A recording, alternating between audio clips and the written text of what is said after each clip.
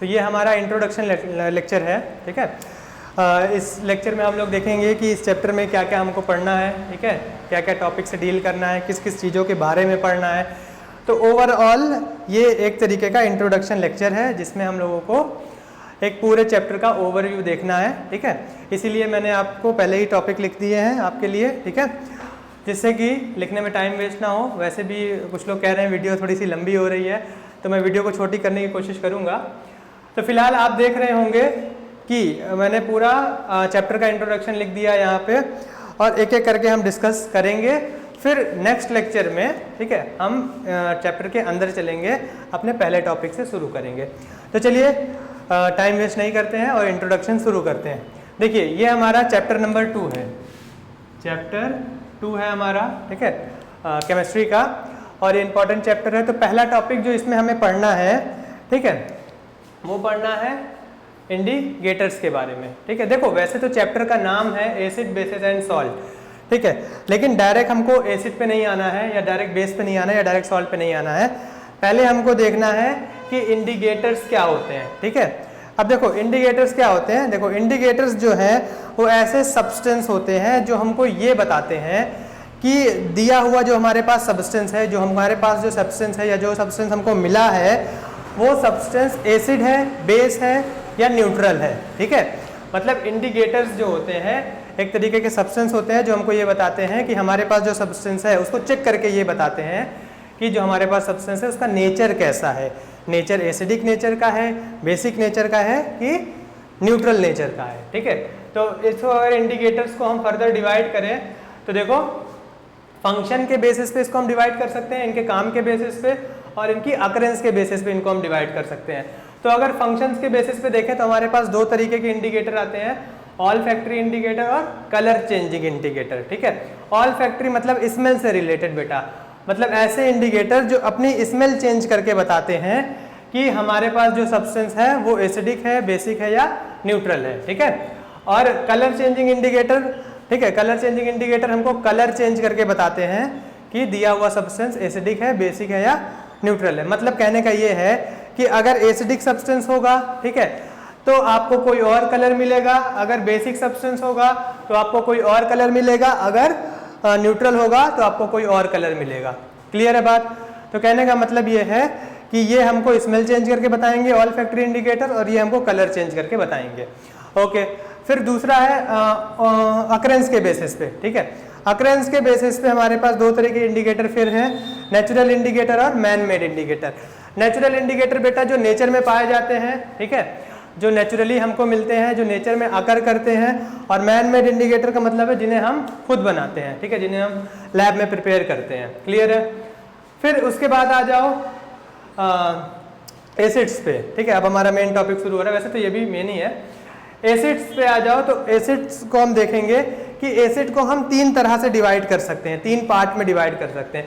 पहले तो आप ये समझ लो कि एसिड होते क्या है, ठीक है। एसिड ऐसे सब्सटेंस होते हैं जो पानी के कांटेक्ट में जब आते हैं, जब वाटर के कांटेक्ट में आते हैं तो H आयन रिलीज करते हैं। क्या रिलीज करते हैं बेटा?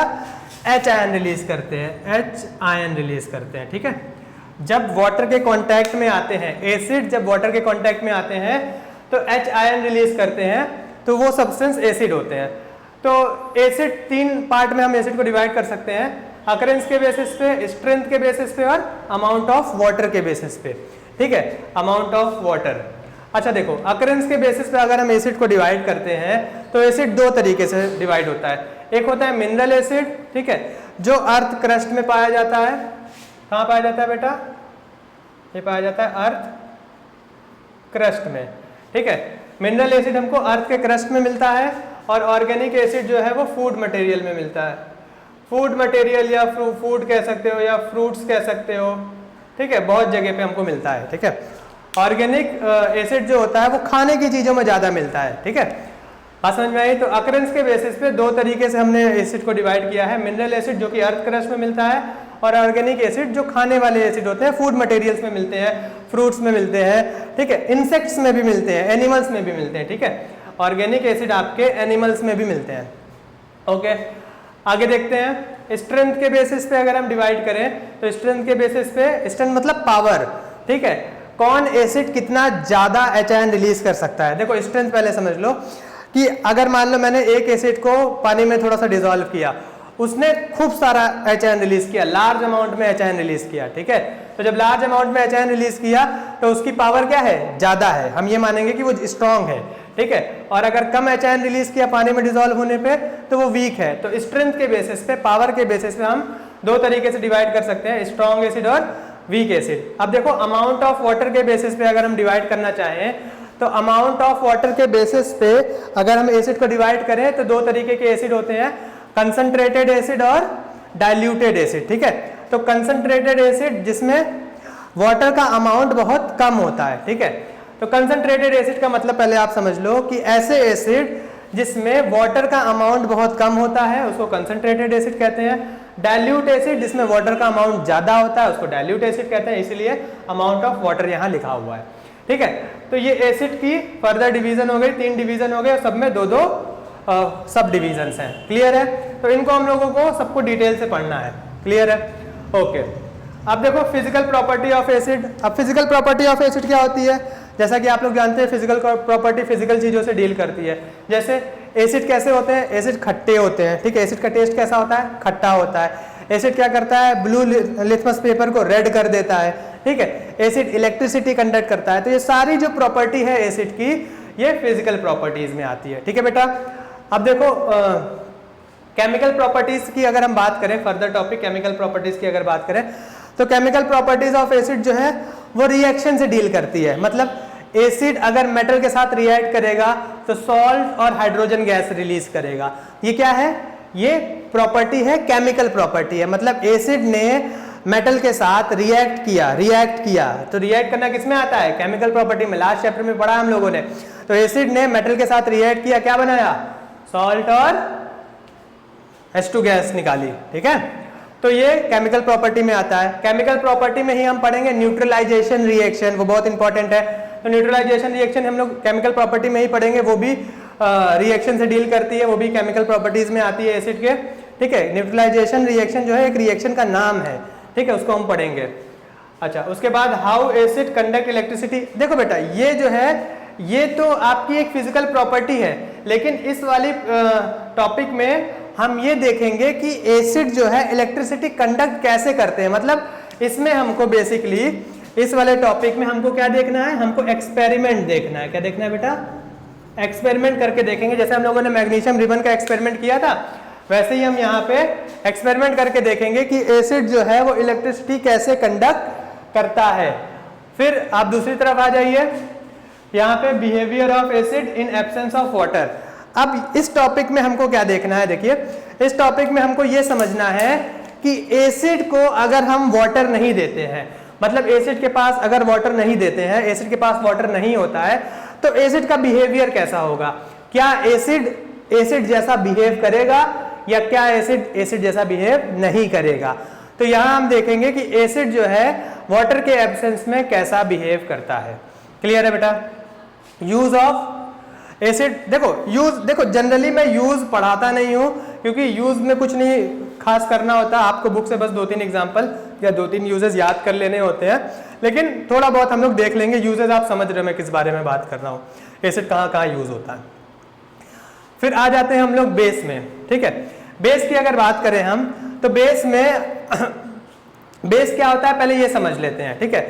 देखो जैसे एसिड जो है वो वाटर के साथ जब रिएक्ट करता है, या सॉरी वाटर के साथ जब मिक्स होता है, जब हम एसिड को वाटर के साथ मिक्स करते हैं तो एच आयन रिलीज करता है। वैसे ही जब हम बेस को वाटर के साथ मिक्स करते हैं तो OH आयन रिलीज करता है। क्या रिलीज करता है बेटा बेस, OH आयन रिलीज करता है। तो ऐसे सब्सटेंस जिनको वाटर के साथ मिक्स करते हैं या वाटर के कांटेक्ट में जब वो आते हैं तो OH आयन रिलीज करते हैं। OH आयन का नाम क्या है बेटा, हाइड्रो ऑक्साइड आयन। क्या नाम है बेटा, हाइड्रो ऑक्साइड आयन, ठीक है। तो ऐसे सब्सटेंस, ऐसे कंपाउंड जो वाटर के कांटेक्ट में जब आते हैं तो OH आयन रिलीज करते हैं, जिनको हम हाइड्रो ऑक्साइड आयन कहते हैं, वो हमारा बेस होता है। वो सब्सटेंस हमें वो सब्सटेंस क्या कहलाता है, बेस कहलाता है। क्लियर हो गई बात, बेस क्या होता है। ओके, तो आगे बढ़ते हैं। बेस को हमने 2 पार्ट में डिवाइड किया है, सॉल्युबिलिटी इन वाटर, वाटर की सॉल्युबिलिटी के बेस पे वाटर में कितना ज्यादा बेस सॉल्युबल होगा या नहीं होगा, ठीक है।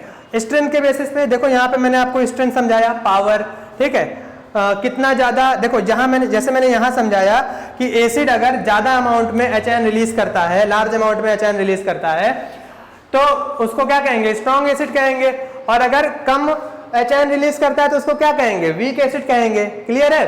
तो उसी तरह जब हम बेस की बात कर रहे हैं तो अगर ज्यादा अमाउंट में OHN निकल रहा है, जब बेस वाटर के कांटेक्ट में आ रहा है और खूब सारा OHN रिलीज कर रहा है, तो उसकी स्ट्रेंथ क्या है, ज्यादा है, तो उसको हम क्या कहेंगे, स्ट्रॉन्ग बेस कहेंगे। और अगर वाटर के साथ कांटेक्ट में आने पे कम OHN रिलीज कर रहा है तो उसकी स्ट्रेंथ कम है, पावर कम है, तो वो वीक बेस होगा।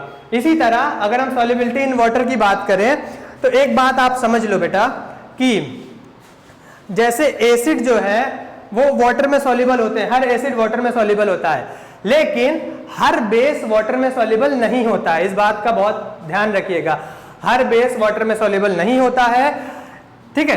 तो जो बेस ध्यान से सुनना मेरी बात, जो बेस वाटर में डिसॉल्व हो जाते हैं उनको एल्कलीज बोलते हैं। क्या बोलते हैं बेटा, एल्कलीज बोलते हैं। फिर से सुनो, जो बेस वाटर में सॉल्यूबल हो जाते हैं, वाटर में डिसॉल्व हो जाते हैं, वो बेस एल्कलीज बेस कहलाते हैं, और जो बेस वाटर में सॉल्यूबल नहीं हो पाते हैं उनको हम नॉन एल्कलीज बेस कहते हैं। क्लियर हो गई होगी मेरे ख्याल से बात।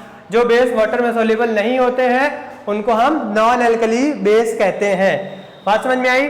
तो वाटर में सॉल्यूबल है तो एल्कली है, और वाटर में सॉल्यूबल नहीं है तो एल्कलीज नहीं है, एल्कलीज बेस नहीं है। ठीक है बेटा, ओके। अब आगे चलते हैं, हम लोग देखते हैं कि फिजिकल प्रॉपर्टीज पे देखते हैं। ठीक है, तो फिजिकल प्रॉपर्टीज ऑफ बेस क्या होती है। Physical property of base, normal base का टेस्ट कैसा होता है, बेस कड़वे होते हैं, बिटर टेस्ट के होते हैं। ठीक है, बात समझ में आई। बेस जो है वो रेड लिथमस पेपर को, बेस जो है वो रेड लिथमस पेपर को ब्लू में कन्वर्ट कर देते हैं। ठीक है, बात समझ में आ रही है। तो ये सारी चीजें बेस की फिजिकल प्रॉपर्टीज में आती हैं। क्लियर है बेटा। और बेस जो होते हैं वो सोपी टू टच होते हैं। सोपी टू टच का मतलब ये है बेटा कि उनको आप छुओगे अगर तो बड़ा स्लिपरी सा लगेगा, सोप जैसा लगेगा। ठीक है, बात समझ में आई। तो ये सब जो प्रॉपर्टीज हैं ये फिजिकल प्रॉपर्टीज हैं। केमिकल प्रॉपर्टीज में आ जाते हैं। तो केमिकल प्रॉपर्टीज की अगर हम बात करें तो यहाँ भी वही केमिकल प्रॉपर्टीज है, मतलब कहीं ना कहीं रिएक्शन से ये डील करेगा। तो यहाँ भी हम रिएक्शन में देखेंगे कि जब बेस जो है वो मेटल के साथ रिएक्ट करेगा तो सॉल्ट बनाएगा और हाइड्रोजन गैस रिलीज करेगा। ठीक है, फिर से सुनो, बेस जो है जब वो मेटल के साथ रिएक्ट करेगा तो सॉल्ट बनाएगा और हाइड्रोजन गैस रिलीज करेगा। ठीक है, तो ये केमिकल प्रॉपर्टीज है। न्यूट्रलाइजेशन रिएक्शन, ध्यान रखना, न्यूट्रलाइजेशन रिएक्शन बेस की भी केमिकल प्रॉपर्टीज में आता है, एसिड की केमिकल प्रॉपर्टीज में भी आता है, इसीलिए ये इंपॉर्टेंट हो जाता है। तो हम यहाँ पे न्यूट्रलाइजेशन रिएक्शन फिर से एक बार देखेंगे। फिर हम देखेंगे कि अगर बेस मेटल ऑक्साइड के साथ रिएक्ट करता है, ठीक है, तब क्या होगा। बेस अगर मेटल ऑक्साइड के साथ रिएक्ट करता है तो सॉल्ट और वाटर बनाता है। ठीक है, तो ये सारी चीजें हम लोग देखेंगे। ओके बेटा, इंपॉर्टेंस ऑफ पीएच की अगर बात करें, सॉरी अगला टॉपिक है हमारा पीएच स्केल। पीएच स्केल देखो क्या है बेटा, बेसिकली ये एक तरीके की मेजरमेंट होती है, मेजरमेंट के लिए होता है। ठीक है, तो एक ऐसी स्केल जो एच आयन का कंसंट्रेशन नापती है। क्या करती है बेटा, एच आयन का कंसंट्रेशन नापती है, कंसंट्रेशन नापती है। ठीक है, कि किसी सब्सटेंस में कितना एच आयन है। ठीक है, बात समझ में आई। तो पीएच स्केल एक ऐसी स्केल होती है जो हमको ये बताती है कि किसी पर्टिकुलर सॉल्यूशन में कोई पर्टिकुलर सब्सटेंस जो है, ठीक है, उसके अंदर एच आयन का कंसंट्रेशन कितना है। बेसिकली मैं ये कह रहा हूं कि पीएच स्केल एक ऐसी स्केल होती है जो हमको ये बताती है कि दिया गया सब्सटेंस है, ठीक है, दिया गया सब्सटेंस जो है वो एसिडिक है, बेसिक है या न्यूट्रल है, पहली चीज। और दूसरी चीज उसकी पावर क्या है, मतलब अगर एसिडिक है तो स्ट्रॉन्ग एसिड है कि वीक एसिड है, और बेस है तो स्ट्रॉन्ग बेस है कि वीक बेस है। ठीक है, और ये चीजें हमको पता चलती है नंबर से। ठीक है। पीएच स्केल बेटा आप लोग को ध्यान अगर मैं बताऊं तो पीएच स्केल वाकई एक स्केल की जैसी होती है जिसमें 0 से लेके 14 तक नंबर होते हैं। ठीक है, ध्यान देना। पीएच स्केल एक स्केल की जैसी होती है जिसमें 0 से लेके 14 तक नंबर होता है। ठीक है, तो 0 से कम नंबर जिसके आते हैं, जैसे मान लो मेरे पास कोई सब्सटेंस है, मान लो मेरे पास कोई एसिड है, ठीक है, और उसको मुझे नापना है कि उसका पीएच स्केल में नंबर क्या है, मतलब उसकी स्ट्रेंथ क्या है, स्ट्रॉन्ग एसिड है कि वीक एसिड है। तो मैं जब उसको पीएच स्केल से नापूंगा तो अगर उसका नंबर, उस एसिड का नंबर 0 से लेके 3 तक या 3.5 तक आता है, 0 से लेके 3 या 3.5 तक आता है तो उसको हम स्ट्रॉन्ग एसिड कहेंगे। ठीक है, और 3.5 से लेके नियर अबाउट 7 तक आता है तो उसको हम 7 से थोड़ा कम तो उसको हम वीक एसिड कहेंगे।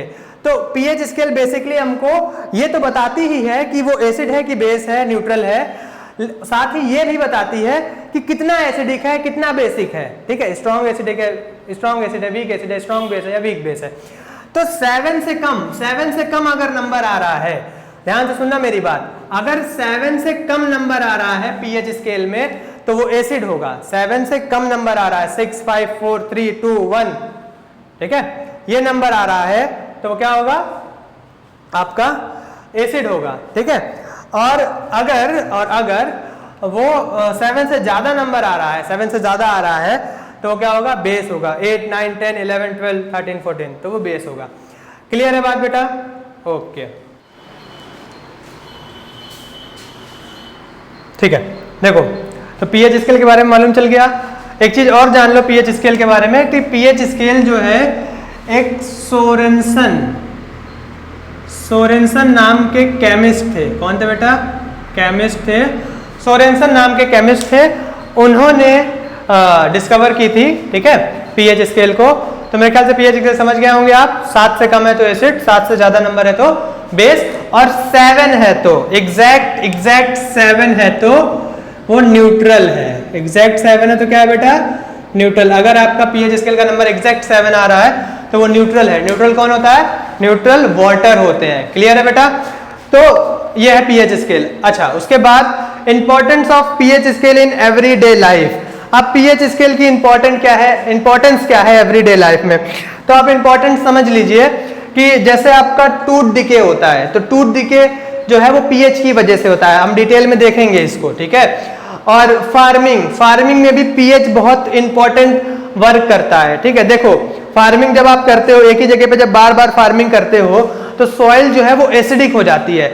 सॉइल का जो पीएच है वो 7 से कम हो जाता है, और जब सॉइल का पीएच 7 से कम हो जाता है, जब सॉइल एसिडिक हो जाती है तो वहां पे जो प्रोडक्टिविटी है, जो भी लैंड की जो प्रोडक्टिविटी है वो कम हो जाती है due to presence of acid in a soil.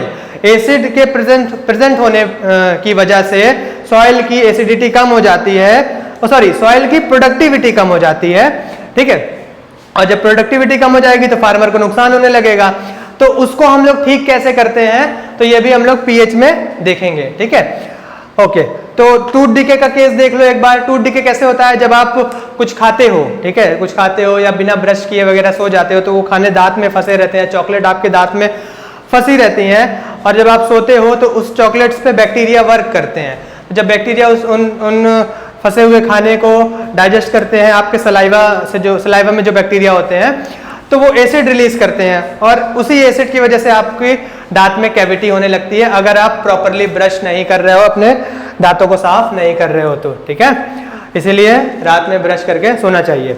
Okay, फिर हम देखेंगे इसी importance of pH everyday life में कि इंसेक्ट, ठीक है, इंसेक्ट्स में जो एसिड होता है वो किस तरह से काम करता है। अगर कोई इंसेक्ट हमको काट ले, ठीक है, जैसे मधुमक्खी काट लेती है, ठीक है, तब हमको क्या करना चाहिए, ये सब चीजें हम importance of pH in daily life में देखेंगे। ठीक है, फिर हम देखेंगे कि बहुत जगह ऐसा होता है कि एसिड रेन हो जाती है। ठीक है, बहुत जगह ऐसा होता है एसिड रेन हो जाती है, इसीलिए छोटी छोटी नदियों में, छोटे छोटे तालाबों में, लेक्स में एसिड जब रेन होती है तो वहां का पानी एसिडिक हो जाता है, जिसकी वजह से बहुत सारे एक्वेटिक एनिमल्स की डेथ हो जाती है। तो सारी चीजें हम लोग इसमें देखेंगे। अच्छा, यूनिवर्सल इंडिकेटर पे आ जाते हैं फटाक से हम लोग। यूनिवर्सल इंडिकेटर भी एक इंडिकेटर ही होता है बेटा, इंडिकेटर ही होता है, बस फर्क इतना होता है कि ये आपको बताता है कि दिया हुआ सब्सटेंस एसिड है, बेस है या न्यूट्रल है, ठीक है, पीएच क्या है उसका, और कलर, एक पर्टिकुलर कलर देता है, एक पीएच के लिए एक कलर आपको ये शो करेगा, जिससे आप पता लगा सकते हो कि यूनिवर्सल इंडिकेटर जो भी हमने सब्सटेंस लिया है, बेसिकली जो भी हमने सब्सटेंस लिया है उसका पीएच क्या है, ठीक है। मतलब ऐसा है कि अगर आपने यूनिवर्सल इंडिकेटर यूज किया और येलो कलर आया तो एक चार्ट आता है पीएच का, उसको ले जाके आप मैच करो कि येलो कलर जो है किस पीएच पे आ रहा है, तो वो करना पड़ता है। इसमें हम लोग डिटेल से जब पढ़ेंगे तो देखेंगे, ठीक है। फिर सॉल्ट पे आ जाते हैं, जो हमारा लास्ट टॉपिक है सॉल्ट, ठीक है। तो बेसिकली सॉल्ट क्या होता है, एसिड और बेस जब आपस में रिएक्ट करते हैं तो सॉल्ट का फॉर्मेशन होता है, ठीक है। एकदम सीधी सीधी बात है, कभी भी कोई पूछे कि सॉल्ट क्या होता है, तो सॉल्ट वो कंपाउंड होते हैं जो एसिड और बेस के रिएक्ट करने से बनते हैं, जो न्यूट्रलाइजेशन रिएक्शन में प्रोड्यूस होते हैं, ठीक है। फैमिली ऑफ सॉल्ट, देखो फैमिली ऑफ सॉल्ट बहुत सारी फैमिली होती है सॉल्ट की, ठीक है। आप अगर सॉल्ट की फैमिली पढ़ने जाओगे तो पढ़ते पढ़ते थक जाओगे, ठीक है। लेकिन यहाँ हम कुछ गिनी चुनी फैमिलीज के बारे में बात करेंगे, जैसे कार्बोनेट फैमिली हो गई, सोडियम फैमिली हो गई, ठीक है, क्लोराइड फैमिली हो गई, इन सब के बारे में बात करेंगे और वहीं हम लोग देखेंगे कि ये एक्चुअली होते क्या है, क्योंकि अभी डिस्कस करना बहुत लेंदी हो जाएगा, ठीक है। तो पीएच ऑफ सॉल्ट, अब देखो यहाँ भी पीएच आ गया। अब सॉल्ट में पीएच का क्या काम है, देखो सॉल्ट में पीएच का ये काम है कि जो सॉल्ट की पीएच होती है वो हमको ये बताती है कि जो हमारे पास सॉल्ट है वो एसिडिक सॉल्ट है, मतलब उस सॉल्ट का नेचर एसिडिक है या बेसिक है या न्यूट्रल है, ठीक है। तो पीएच ऑफ सॉल्ट का मतलब ये है, ये पता लगाने के लिए पीएच ऑफ सॉल्ट हमको पढ़नी है कि जो सॉल्ट हमारे पास है वो सॉल्ट एसिडिक सॉल्ट है या बेसिक सॉल्ट है या न्यूट्रल सॉल्ट है, ठीक है। और ये एसिडिक, बेसिक और न्यूट्रल सॉल्ट कैसे बनते हैं ये भी हम लोग इसी टॉपिक में डिस्कस करेंगे। ओके, फिर आगे आगे चलते हैं। देखो हाँ, पूरे चैप्टर का सबसे इंपॉर्टेंट पार्ट, ठीक है, पूरे चैप्टर का सबसे इंपॉर्टेंट पार्ट है बेटा, ठीक है।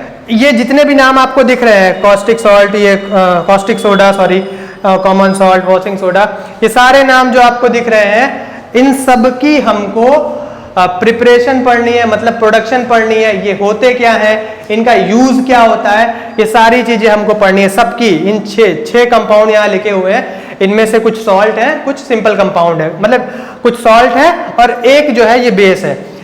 ये वाला जो है, ये वाला, ये सेकेंड नंबर वाला, ये बेस है, ठीक है।